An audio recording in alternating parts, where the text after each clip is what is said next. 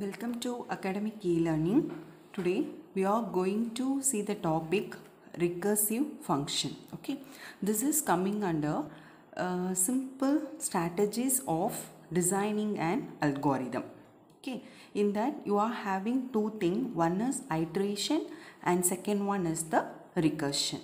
Okay, so we know that what is iteration. Iteration is coming under the control flow, and in that we are having two things. One is the for loop and second one is the while loop. Okay, now we are going to see the most important thing, that is a recursive function. Okay, so before going to see the recursive function, first we need to know about recursion. Okay, so what is recursion? A recursion is a method where solution to a problem depends on the solution to the smaller instance of the same problem. Okay, that is இப்போ வந்து ஒரு problem இருக்குது அப்படின்னா அந்த ப்ராப்ளமுக்கான solution எதை பொறுத்து இருக்கும் அப்படின்னு பார்த்தீங்கன்னா, அந்த ப்ராப்ளமை நம்ம நிறைய குட்டி குட்டி சப் ப்ராப்ளம்ஸாக நம்ம டிவைட் பண்ணிவிட்டு அந்த சப் ப்ராப்ளம் எல்லாத்துக்கும் நம்ம வந்து சொல்யூஷன் கண்டுபிடிச்சோம் அப்படின்னா அந்த சொல்யூஷனை வச்சு நம்மளுக்கு கொடுக்கப்பட்ட ப்ராப்ளம்கான சொல்யூஷனை நம்மளால் கண்டுபிடிக்க முடியும். சரியா? அப்படின்னா அதுதான் நம்ம என்ன சொல்லலாம், ரிகர்ஷன் அப்படிங்கிறோம். ஓகே, இப்போ ரிகர்ஷன்னா என்ன? ஒரு ப்ராப்ளம், அதுக்கு சொல்யூஷன் வேணும்.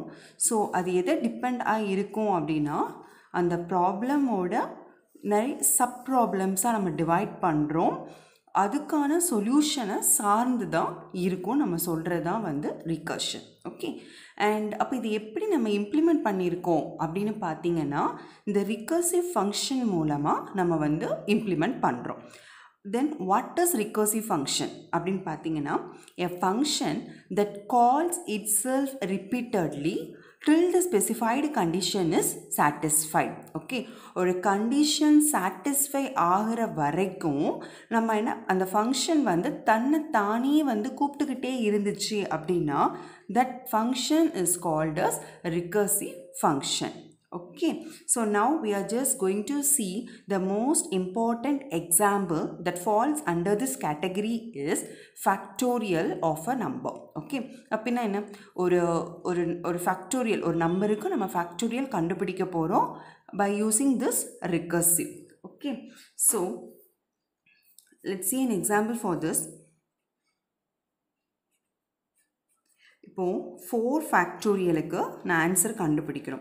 இதுக்கு ஆன்சர் நம்மளுக்கு எப்படி இருக்கும்? ஆன்சர் நம்ம என்ன சொல்லுவோம், எப்படி கண்டுபிடிப்போம்? 4 × 3 × 2 × 1. சரியா? அப்போ இதை நம்ம எப்படி நம்ம ரெடியூஸ் பண்ணுறோன்னு பார்த்தீங்கன்னா, இதில் நல்லா அப்போ 4ன்னு என்ன சொல்லுவோம்? 4 × 3 × 2 × 1. அப்போ இந்த 4 மட்டும் வச்சுக்கிட்டிங்கன்னா, and what about this one? This is nothing but 3 factorial. கரெக்டாக? அப்போ இன் ஜென்ரலாக நான் எழுதுகிறேன் அப்படின்னா n factorial is equal to, that is இங்கே நான் என்னன்னு எடுத்திங்கன்னா அப்போ இது எனக்கு என்னதான் இருக்கும்? என்னாக தானே இருக்கும். அப்போ இது வந்து யார்? n - 1 factorial. Okay, so n factorial is equal to n × n - 1. ஏன் இப்படி எழுதுகிறேன் அப்படின்னு பார்த்தீங்கன்னா, ஒரு ரிகர்சிவ் ஃபங்க்ஷன் எடுத்திங்கன்னா கண்டிப்பாக அதில் 2 கேசஸ் வந்து இருக்கும். சரியா? ஒன் இஸ் ஃபஸ்ட்டு இருக்கக்கூடிய ஒன்றுக்கு நம்ம என்ன சொல்லலாம், it is called as recursive. அதுக்கு பேர் என்ன? Recursive case. சரியா? அண்ட் அடுத்த கேஸுக்கு பேர் பேஸ் கேஸ். ஃபஸ்ட்டு கேஸுக்கு பேர் என்ன பேர்? Recursive case. And second case இருக்கிறது பேஸ் கேஸ். கண்டிப்பாக இந்த பேஸ் கேஸ் வந்து இருந்தால் மட்டும்தான் நம்மளால் வந்து ஒரு டெர்மினேட், தட் இஸ் ஒரு முடிவுக்கு நம்மளால் வர முடியும். சரியா? இந்த பேஸ் கேஸ் இல்லை அப்படின்னா நம்மளால் அந்த ப்ராப்ளமுக்கு சொல்யூஷன் கண்டுபிடிக்கவே முடியாது. சரி, அப்போ இந்த ப்ராப்ளமுக்கு பேஸ் கேஸ் என்னதாக இருக்கும் அப்படின்னு பார்த்தீங்கன்னா என்னதாக இருக்கும்? இதை கொஞ்சம் நல்லா எக்ஸ்பிளைன் பண்ணுறேன். இப்போது அதே எக்ஸாம்பிள் நான் எடுத்துக்கிடுறேன். இப்போ 4 ஃபேக்டோரியல் அப்படின்னா நம்ம கான்செப்ட் படி என்ன அர்த்தம்? 4 × 3 ஃபேக்டோரியல். சரியா? அப்போ இந்த 3 ஃபேக்டோரியல் நான் எப்படி எழுதலாம்? 3 × 2 ஃபேக்டோரியல். இப்போ இந்த 2 எப்படி எழுதலாம்? 2 into 1 factorial. இந்த 1 factorial எப்படி எழுதலாம்? 1 into 0 factorial and இந்த 0 factorialக்கு நான் என்ன கொடுக்குறேன்னு பார்த்தீங்கன்னா 1. சரியா? 0 factorial கண்டிப்பாக 1 தான்.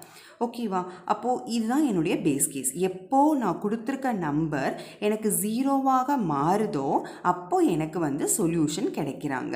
இப்போ அகெயின் பேக் ட்ராக் பண்ணி மேலே போயிருங்க. ஸோ இப்போ 1 into 1 is 1, 1 into 2 is 2, 2 into 3 is 6 and 6 4s are 24. Okay, அப்போ நம்மளுக்கு ஆன்சர் நம்மளுக்கு என்ன கிடைச்சிருக்காங்கன்னா 24. ஓகேவா? அப்போ இதுதான் நம்மளுடைய பேஸ் கேஸ். ஓகேவா? இது பேஸ் கேஸ். அப்போ ரிகர்சிவ் கேஸ் நம்மளுக்கு என்னதான் இருந்தாங்கன்னா இதுவாக இருந்திருக்காங்க. ஓகே, ஸோ இந்த ரிகர்சிவ் கேஸ் வந்துட்டு என்ன, திஸ் இஸ் நத்திங் பட், இது வந்து என்னது, this is nothing but n into n minus 1 factorial. Okay, and இது வந்துட்டு என்னது, திஸ் இஸ் இதுதான் என்னுடைய பேஸ் கேஸ். சரியா? அப்போது நான் இப்போ இங்கே எழுதுகிறேன். எப்படி எழுதுறேன்னா, ஒரு n ஃபேக்டோரியல் எனக்கு வந்துட்டு கொடுத்துருக்காங்கன்னா, எனக்கு ஒரு n ஃபேக்டோரியல் இருந்துச்சு அப்படின்னா, ஓகே, அந்த என்னோட மதிப்பு வந்துட்டு 0 விட பெருசாக இருந்துச்சு அப்படின்னா நான் கண்டிப்பாக என்ன தான் கண்டுபிடிச்சிருக்கணும், அந்த n into n minus 1 factorial கண்டுபிடிக்கணும். சரியா? சப்போஸ் என்னோட வேல்யூ எனக்கு 0வாக இருந்துச்சு அப்படின்னா நான் எது ஆன்சராக கொடுக்கணும் அப்படின்னா 1 அப்படிங்கிறத ஆன்சராக நீங்கள் கொடுக்கணும். சரியா? ஸோ இதான் நம்மளுடைய ரிகர்சிவ்கான case and this is our base case. Okay, so let's இப்போ இதுக்கு இன்னொரு எக்ஸாம்பிள்னாலும் போட்டு நம்ம வந்து சால்வ் பண்ணி பார்க்கலாம். ஸோ இங்கே ஒரு சின்ன ஒரு எக்ஸாம்பிள் எழுதிக்கிறேன். இப்போ 3 ஃபேக்டோரியல் நான் கண்டுபிடிக்க போகிறேன். சரியா? அப்போ நீங்கள் வந்து என்ன பண்ணுவீங்க, முதல்ல என்னோட மதிப்பை பார்ப்போம். n வந்து எப்படி இருக்காங்க, n வந்து கிரேட்டர், தட் இஸ் என்னோட வேல்யூ 3 வந்து 0 விட பெருசா? ஆமாம், இந்த கண்டிஷன் வந்து கரெக்டாக இருக்குது. தேர்ஃபோர் நான் இந்த ஸ்டெப்பை தான் எக்ஸிக்யூட் பண்ணணும். சரியா? அப்போ நான் இங்கே என்ன எழுதுவேன், 3 into 3 minus 1, 3 minus 1 எனக்கு என்னது 2 ஃபேக்டோரியல். சரியா? அகெயின் நான் இது கூப்பிடுறேன். சரியா? புரியுதா? அப்போ அகெயின் இங்கே வரும் ஃபேக்டோரியல் இல்லையா? அப்போ 2 ஃபேக்டோரியல். அப்போ 2 ஃபேக்டோரியல்னால் இங்கே 2 போடுவீங்களா? என்னோட மதிப்பு 2 தானே. அப்போ 2 வந்து இஸ் கிரேட்டர் தென் 0வா? ஆமாம். அப்போ நேராக நம்ம இங்கே வருவோமா? அப்போ இதுக்கு நான் என்ன எழுதுவேன், 2 into 2 minus 1 நம்மளுக்கு என்ன வருவாங்க, 1 ஃபேக்டோரியல். அகெயின் திரும்பி போவோம், 1 ஃபேக்டோரியல். 1 வந்து 0 விட பெருசா? ஆமாம். So this condition is satisfied. Therefore we are going to execute this statement. What is this statement? 1 factorial அப்படிங்கும்போது 1 into 0 ஃபேக்டோரியல். இப்போ என்னோட மதிப்பு எனக்கு என்ன ஆயிட்டாங்க, 0ன்னு ஆகுறாங்க. அப்போ கண்டிப்பாக என்னோட பேஸ் கேஸ்க்கு நான் வந்துட்டேன். இது எந்த வேல்யூ எனக்கு ரிட்டர்ன் பண்ண போகுதுன்னா 1 அப்படிங்கிறத ரிட்டர்ன் பண்ணுது. ஸோ இங்கே எனக்கு 1 நான் போடுறேன். ஓகேவா? அப்போது இங்கே கிடச்சிருச்சு எனக்கு ஆன்சர். இதை நான் எப்படி இவனுக்கு கொடுத்துடலாமா? Okay, right. இவங்களுக்கு கொடுப்பாங்க, இவங்களுக்கு கொடுப்பாங்க. ஸோ ஆன்சர் என்ன வருவாங்கம்மா, 1 into 1 is 1, 1 into 2 is 2, 2 into 3 is 6. சரியா? அப்போ 3 ஃபேக்டோரியலோட மதிப்பு வந்து நம்மளுக்கு 6. சரியா? So this is about the recursive function. Okay, ஆனால் நம்ம இந்த சப்ஜெக்டில் நம்ம என்ன பண்ணுவோம், whenever you are having a problem you have to find the logic and then after finding the logic you have to convert it into the algorithm and you have to represent that algorithm in the flow chart and the pseudocode. Okay, அப்படின்னா என்ன, ஒரு problem நீங்கள் வந்து பைத்தானில் கேட்டாங்கன்னா கண்டிப்பாக அதுக்கு என்ன கண்டுபிடிக்கணும், அல்காரிதம் நம்மளுக்கு எழுத தெரிஞ்சிருக்கணும்.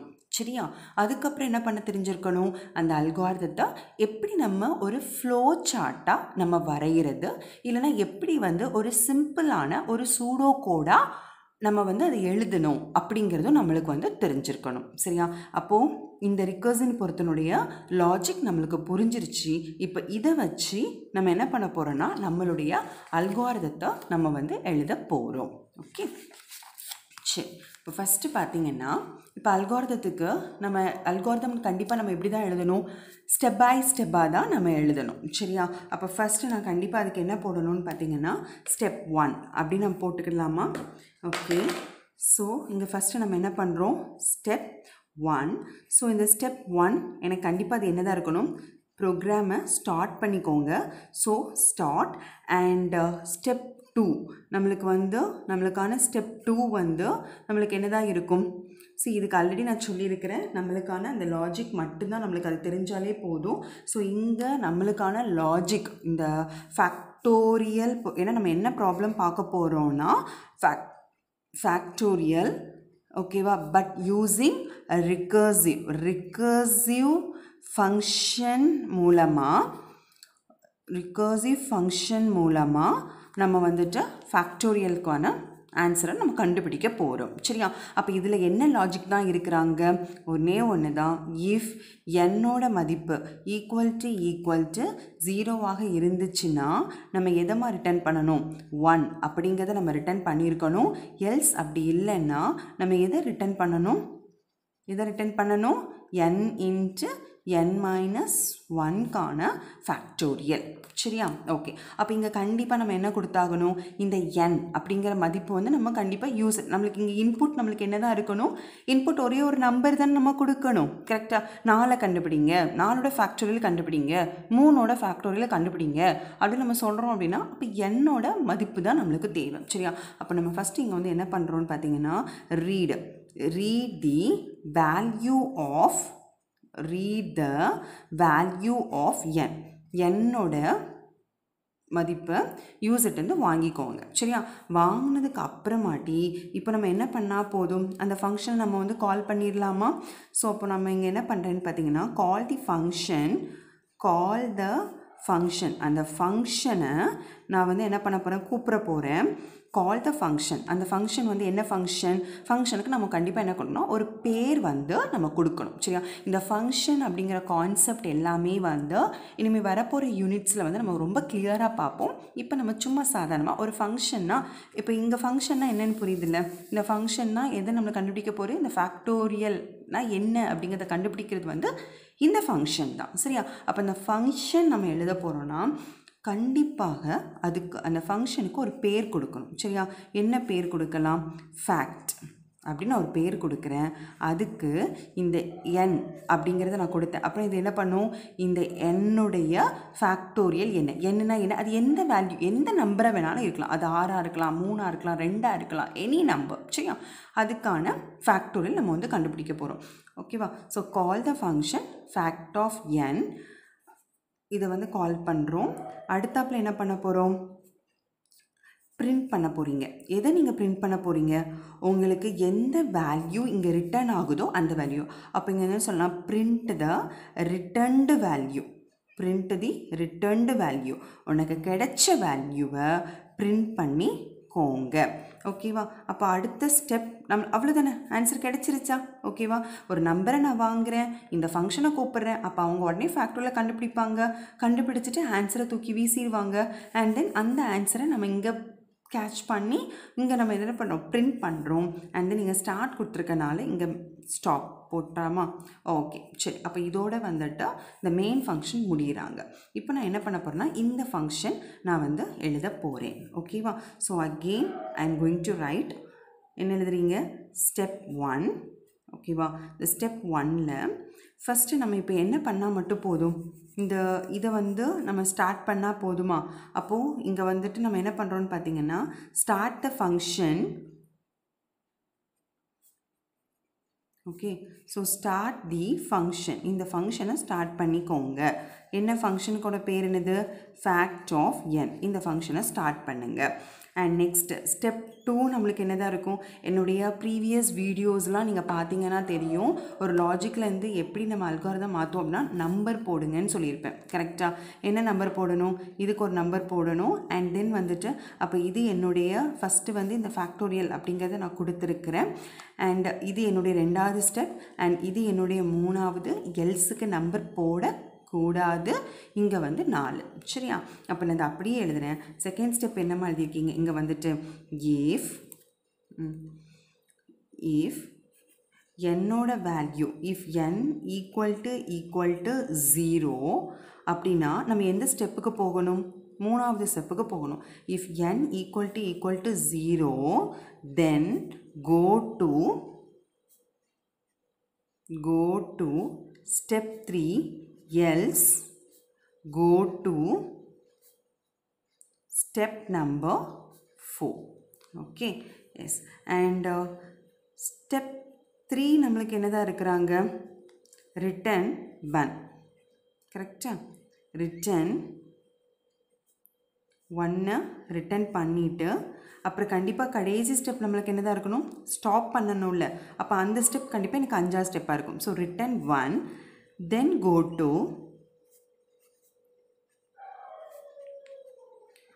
go to step number 5. Okay, இப்போது ஸ்டெப் 4 நான் எழுதுகிறேன். ஸ்டெப் 4 எனக்கு என்னதான் இருப்பாங்க? ரிட்டர்ன் எதை நான் ரிட்டர்ன் பண்ணணும்? அந்த இதை அப்படி எழுதிக்கலாமா? ஸோ n இன்ட்டு இங்கே ஃபேக்டோரியல் அப்படியே எழுதக்கூடாது, அது ஒரு ஃபங்க்ஷன். சரி, அப்போ n into call fact of n minus 1. சரியா? இதை வந்து கால் பண்ணிக்கோங்க. இதை கால் பண்ணுறோம். அதுக்கப்புறம் நம்மளுக்கு என்ன வருவாங்க? இது எப்போ இது முடியுதோ, இந்த ஃபங்க்ஷன் எப்போ முடியுதோ அப்புறம் நம்மளும் கண்டிப்பாக எங்கே போயிடுவோன்னா தென் கோ டு ஸ்டெப் நம்பர் 5க்கு நம்ம போகிறோம். ஸோ நம்மளுடைய ஸ்டெப் நம்பர் 5 நம்மளுக்கு என்னதான் இருக்கும் அப்படின்னு பார்த்தீங்கன்னா ஸ்டாப் த ஃபங்க்ஷன். அந்த ஃபங்க்ஷனை நம்ம வந்து ஸ்டாப் பண்ணணும். ஓகேவா? Is it clear? இது புரியுதாமா? சரியா? இதுதான் நம்ம வந்து என்ன சொல்கிறோம்? இந்த ஃபேக்டோரியல் ஃபங்க்ஷனுக்கான அல்காரிதம். சரியா? ஏன்னா இது வந்து ஃபங்க்ஷனை வச்சு நம்ம எழுதுறதுனால நம்ம கண்டிப்பாக என்ன பண்ணியிருக்கணும்? ஒரு மெயின் ஃபங்க்ஷன் ஒன்று எழுதியிருக்கணும், சப் ஃபங்க்ஷன் நம்ம ஒன்று எழுதியிருக்கணும். இந்த மெயின் ஃபங்க்ஷனில் நான் ஒன்றுமே பண்ணலை, என்னோடய வேல்யூவை மட்டும் யூசர்கிட்டருந்து வாங்கி அந்த நம்பரை இந்த ஃபேக்டோரியல் அப்படிங்கிற ஃபங்க்ஷனுக்கு நான் கொடுக்க மட்டும் செஞ்சுட்டேன். இவங்க ஃபேக்டோரியலை கண்டுபிடிச்சி வேல்யூவை த்ரோ பண்ணுறாங்க. அந்த வேல்யூவை நம்ம இங்கே பிரிண்ட் மட்டும் பண்ணுறோம். சரியா? இந்த ஃபேக்டோரியல் அப்படிங்கிற ஃபங்க்ஷனில் தான் நான் என்ன பண்ணுறேன்? என்னுடைய ஃபேக்டோரியலை நான் கண்டுபிடிக்கவே செஞ்சுருக்கிறேன். ஓகேவா? ஹோப் புரியும்னு நினைக்கிறேன். ஏதாச்சும் டவுட் இருந்துச்சுன்னா please comment in the comment section. Thanks for வாட்சிங்.